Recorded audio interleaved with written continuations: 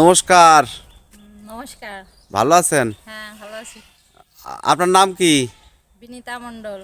এই যে আপনাদের এখানে দেখছি যে কিছু চার বসাইছেন, এগুলা কি জন্য বা কোথা থেকে আনছেন? এটা আমাদের এখানে চার বসেছি, মানে সার তৈরি করার জন্য। আর এখানে মানে কৃষি অফিস থেকে দিয়েছে এক প্রকার কেঁচো, সেটা দিয়ে আমরা সার তৈরি করার জন্য এই রিংগুলো বসাইছি। আর ওই যে রিংয়ের মধ্যে ওগুলো কি দিছেন? এর মধ্যে হচ্ছে এখানে কেঁচো আছে, মাটি আর হচ্ছে গোবর আছে। এটা দিয়ে এক ধরনের উন্নত মানের সার তৈরি হবে। এই সার কি কাজে লাগে? এই সার এই সবজি বা অন্যান্য খেতে অনেক মানে ফসল ভালো হয় এবং মাটির উর্বরতা শক্তি অনেক বৃদ্ধি পায় শুনেছি, এজন্য আমরা এটা তৈরি করছি। আহ, এই সারের পুষ্টিমান অন্যান্য জৈব সার থেকে কেমন? অনেক ভালো।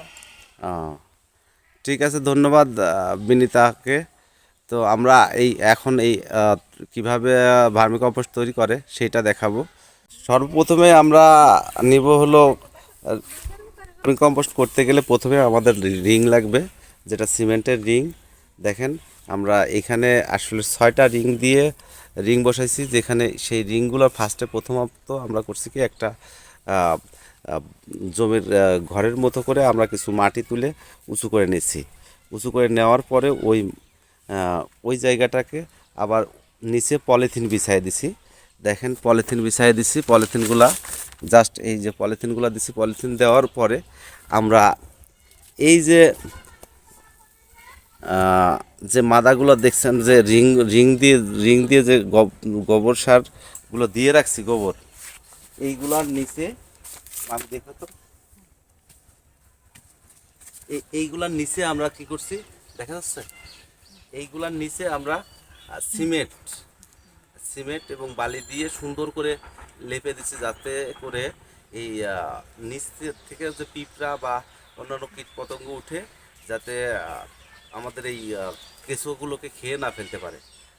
এবং আমরা যে পানি বা দিব, যেগুলো কেঁচোগুলো বেরোয় না যেতে পারে, যার জন্য আমরা নিচে দিছি হলো আমরা সিমেন্ট দিয়ে বন্ধ করে দিছি। বন্ধ করার পরে আমরা এইগুলো জৈব সার, যে এসের গরুর গোবর, সেটা একটু পচায় নিছি। পচায় নিয়ে আমরা এটা দিছি। এটা দেওয়ার পরে আমরা কি করব, কেঁচো দিব। আমরা কেঁচো নিয়ে আসছি।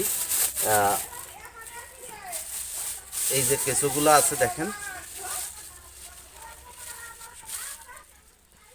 এই যে কেঁচো,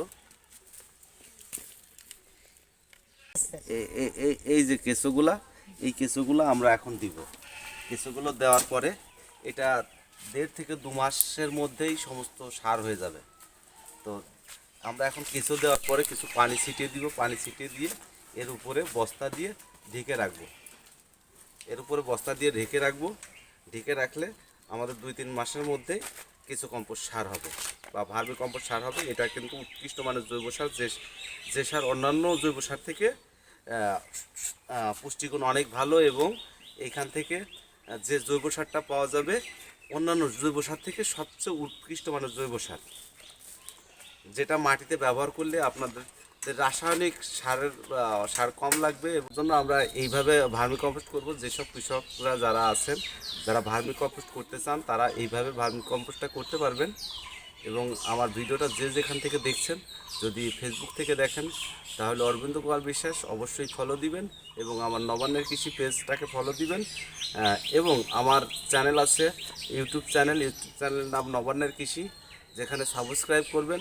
এবং যারা নতুন উদ্যোক্তা, যারা নতুন কিছু করতে চায়, তাদের জন্য অবশ্যই লাইক, কমেন্ট এবং শেয়ার দিবেন। কারণ একটা শেয়ারের মাধ্যমে আরেকটা কৃষকের কাছে নতুন প্রযুক্তি পৌঁছে যাবে। এটাই আমার কাম্য। ধন্যবাদ।